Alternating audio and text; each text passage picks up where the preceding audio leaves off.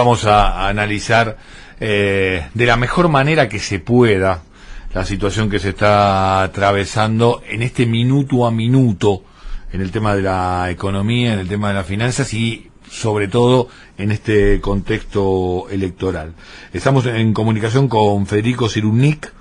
Él es jefe del Centro de Estudios Económicos y Sociales de la Scalabrini Ortiz, de la Facultad Scalabrini Ortiz, y está en diálogo con nosotros. Federico, Edgardo Chini te saluda aquí por la R770 por Paraderos. Buenas noches, ¿cómo te va? ¿Qué tal? Buenas noches, ¿cómo estás? Gracias por atendernos, No. A ver, ayúdanos a pensar, Federico. Te hago la primera pregunta. La magnitud de la situación que se está viviendo, ¿es auténtica? ¿Tiene, digamos, su base, su fundamento en cuestiones reales de la economía o es meramente especulativa? Bueno, creo que hay un poco de las dos cosas. Particularmente lo que refiere a las disparadas de los dólares paralelos, ¿no? Creo que se explica en parte porque, bueno, históricamente en Argentina en los años electorales hay más volatilidad cambiaria, hay más presión sobre el tipo de cambio, y esto en general es así porque muchas veces luego de las elecciones han ocurrido bruscas devaluaciones, ¿no? Entonces, la historia reciente marca que, bueno, conviene de alguna manera dolarizarse o dolarizar ahorros justamente para no perder frente a esos episodios. Este año particularmente se profundiza esa situación porque el Banco Central cuenta con muy pocas reservas, situación que se complejizó aún más con la sequía, ¿no? Donde se perdieron 20.000 millones de dólares. Entonces el Banco Central cuenta con menos herramientas para poder intervenir en esos mercados cambiarios. Finalmente, la otra pata, que sí me parece un poco más relacionado a la especulación, si querés, son las declaraciones de Milei, ¿no? Bastante inoportunas o irresponsables, ¿no? El candidato que es el que sacó la mayor cantidad de votos en las PASO sale a decir que el peso no tiene que valer nada, ¿no? Y por ende le pide a los argentinos que vayan, no renueven sus plazos fijos y que vayan hacia el dólar. Bueno, eso obviamente genera ruido en el mercado y estampida, como se vio en estos días, ¿no? De gente saliendo de los pesos y yendo a los distintos dólares paralelos. Sí, aparte, bueno, esta sensación de tener bosta en los bolsillos, ¿no? Digo, y oler entonces de esta forma, porque hay que seguir estando atentos a que un alto porcentaje de la población en nuestro país toda su vida se ha manejado en pesos, algo que a veces se pierde esa dimensión, ¿no? Sí, sin duda. Digo, y esto también me parece importante relacionarlo con otra frase que dijo hace unos días, ¿no? Cuando se refirió a que cuanto más alto sea el tipo de cambio, o cuanto más alta sea la devaluación previa, más fácil va a ser para él dolarizar. Y eso en parte, bueno, tiene sentido, es así, ¿no? Nosotros venimos diciendo que dolarizar implica o bien conseguir muchos dólares con un mega endeudamiento, cosa que hoy por hoy parece bastante improbable porque no hay organismo multilateral dispuesto a poner esa plata en Argentina, dado que ya se encuentra altamente endeudada, ¿no?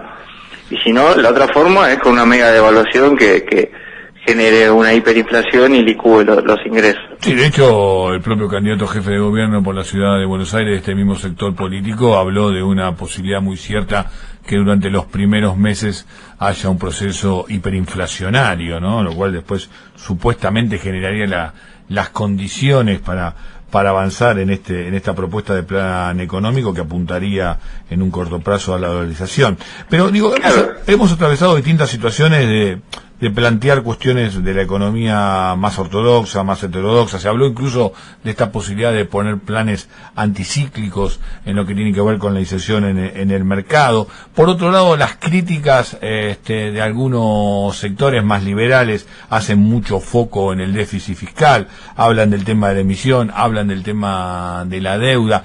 De todas estas razones, o de todas estas argumentaciones o interpretaciones de por qué estamos como estamos en estos momentos en la Argentina, ¿vos con cuál te quedás, Federico? No, me parece que este contexto o esta situación en donde tenemos una un régimen de alta inflación, ¿no? No me parece que todavía no corresponde hablar de hiperinflación, pero sí de un régimen de alta inflación, se explica en gran medida por lo que nosotros llamamos la inercia inflacionaria. ¿Qué es la inercia o qué es el componente inercial de la inflación? Bueno, es la parte que hace que las principales variables económicas estén indexadas o atadas a la evolución pasada de los precios, ¿no? De la inflación. Y eso nos va dejando a futuro un piso, ¿no? Porque en definitiva ningún sector, ninguna rama de actividad, ni trabajadores ni empresarios, nadie está dispuesto a perder frente a este proceso inflacionario.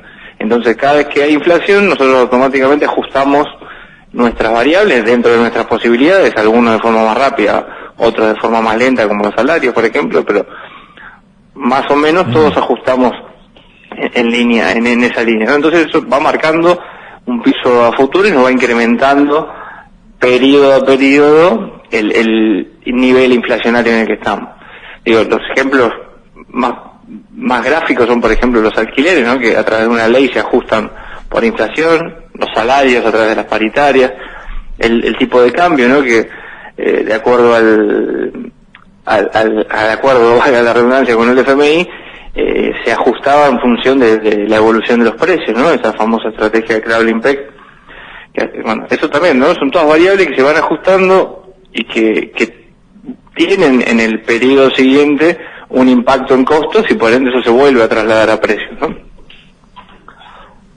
Esta sería la razón. ¿Y cuáles serían, digamos, las medidas que habría que tomar para poder ponerle el cascabel al gato? Bueno, es difícil, no sé si hay una única medida. Digo, en primer lugar, acumular reservas, ¿no? Volver a acumular reservas para poder estabilizar el tipo de cambio, ¿no? Si cada 2x3 tenemos que devaluar, esa devaluación va a empujar a que esta inercia inflacionaria de la que hablaba se exacerbe o se vuelva a disparar, ¿no? Sube el tipo de cambio, suben los costos de los productos importados, suben los costos de los bienes de producción nacional, pero que tienen algún componente importado, suben los precios de los alimentos, y a partir de ahí, obviamente, todos los sectores económicos trasladan esos aumentos de costos a sus precios, porque nadie quiere perder en esta puja distributiva, ¿no? Ahora, eso como condición necesaria. Después, en la medida de lo posible, tratar de llegar a un acuerdo para congelar por algún tiempo determinado, ¿no? Todo el precios y salarios para tratar de eliminar este componente inercial y a partir de ahí empezar a discutir en términos de variables reales, ¿no? Ahí va en cuanto a lo que decía del congelamiento, digo, bueno, no exactamente, digo, esto es una de las posibilidades, una de las medidas que vos estás planteando, pero claramente hay que hacer algo muy concreto sobre los precios. Últimamente las medidas que está tomando el gobierno es poner más plata en los bolsillos, digamos, de aquellos sectores de menos recursos, en los salarios, en la economía informal, en el tema incluso de poner algunas de las recaudaciones en juego para que haya más dinero circulante, lo cual también genera un proceso inflacionario en alza. Pero bueno, yo ahí tengo, yo no estoy de acuerdo en que eso directamente genere mayor inflación. Sí, aparte estamos en unos índices tan altos que la verdad que ya a esta altura... Digo, me parece que esas medidas se tomaron no con el objetivo de frenar la inflación, tampoco es que agravan la situación inflacionaria. Se tomaron para tratar de recomponer los ingresos que se vieron muy perjudicados, entre otras cosas, por la devaluación pospaso, ¿no? Que otra vez disparó los precios. Sí, que pero por ahí tendría que haber ido acompañada rápidamente por otro tipo de medidas, ¿no? Como que se la dejó jugar demasiado. Pero digo, Federico... Es probable, pero también hay que tener en cuenta lo que yo decía al comienzo, digo, como prácticamente no hay reservas, es muy difícil estabilizar el tipo de cambio. Fíjate que se devaluó, se congeló el tipo de cambio un 22% más arriba y un mes y medio después ya estamos con el mismo nivel de precios, pero el tipo de cambio vuelve a estar al mismo nivel en términos reales que en la situación previa a las pasos, ¿no? Eso justamente, en parte por la inercia y en parte porque no se cuenta con las reservas suficientes como para estabilizar ese tipo de cambio a futuro, ¿no? Posiblemente después del 22 de octubre o los primeros días de noviembre, otra vez el gobierno tenga que devaluar y eso otra vez va a generar un nuevo salto en los precios, ¿no? ¿Vos estás previendo que haya una nueva devaluación después de las elecciones? no solo lo preveo yo, sino que el gobierno ha dicho que congelaba el tipo de cambio hasta el 1 de noviembre y que después se iba a volver a ajustar. Y de hecho, en los datos del presupuesto que envió para el año 2024, en el escenario macroeconómico que plantea, ya habla de a partir de noviembre una nueva devaluación, diciembre otro salto, ¿no? Uh-huh. Te decía por último esto que vos hablabas de esta posibilidad de un acuerdo, incluso de poner un congelamiento en precios y salarios, y lo relacionaba con algunas expresiones que ha tenido Sergio Massa en lo que refiere a 4 o 5 vivos y demás, y la posibilidad de ir por ellos. ¿Vos crees lo crees viable? ¿Crees que esto es un análisis correcto de lo que está ocurriendo? Y en todo caso, ¿qué acción habría que tomar al respecto para que dejara de suceder? Me parece que ahí más hace referencia puntualmente a lo que ocurrió con el tipo de cambio y con el blue, sobre todo, ¿no? Relacionando eso con lo que comentaba de congelar precios y salarios, yo sin duda que es una política difícil de llevar a cabo, que en un gobierno que está terminando creo que prácticamente es imposible. Esto va a quedar para el gobierno que venga, si es que tiene la intención de ir por ese camino. Veremos, se necesita mucha espalda política y mucho control como para que al menos en un tiempo prudencial, 3 meses, 6 meses, ¿no? Ese acuerdo se cumpla para tratar de eliminar este componente inercial de la inflación y bajar la inflación a un nivel más manejable. A partir de allí sí hay que rediscutir las variables distributivas, porque sin duda que el salario, por ejemplo, en estos 4 años, en el mejor de los casos le ha empatado a la inflación, pero no pudo recuperar lo que se perdieron en los 4 años previos. En el peor de los casos, como los trabajadores no registrados, incluso continuaron con el sendero decreciente, ¿no? Entonces, sin duda que es algo que hay que rediscutir y tratar de recomponer salarios, pero es muy difícil si previamente no se soluciona el problema inflacionario. La última, Federico, vos, en el mejor de los casos, el panorama en el corto plazo, en el mediano plazo, ¿ves que se va a agravar la situación? ¿Ves que va a haber una respuesta de un punto de inflexión? ¿O va a haber que esperar a las nuevas autoridades? ¿Qué medidas se van a tomar? Y en todo caso, ver si eso obtiene algún resultado positivo. No, creo que sí, que sin duda va a haber que esperar a las nuevas autoridades, como decís, ¿no?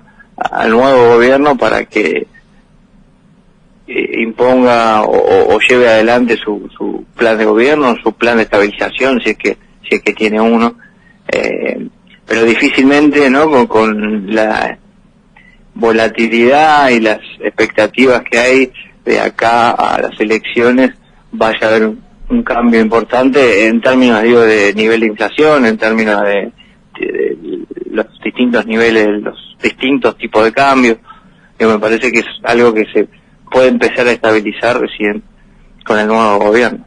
Federico, gracias por compartir estos minutos aquí en la R770, aquí en Paraderos. Abrazo grande. Un abrazo, gracias por llamar. Federico Cyrulnik, economista, jefe del Centro de Estudios Económicos y Sociales Scalabrini Ortiz.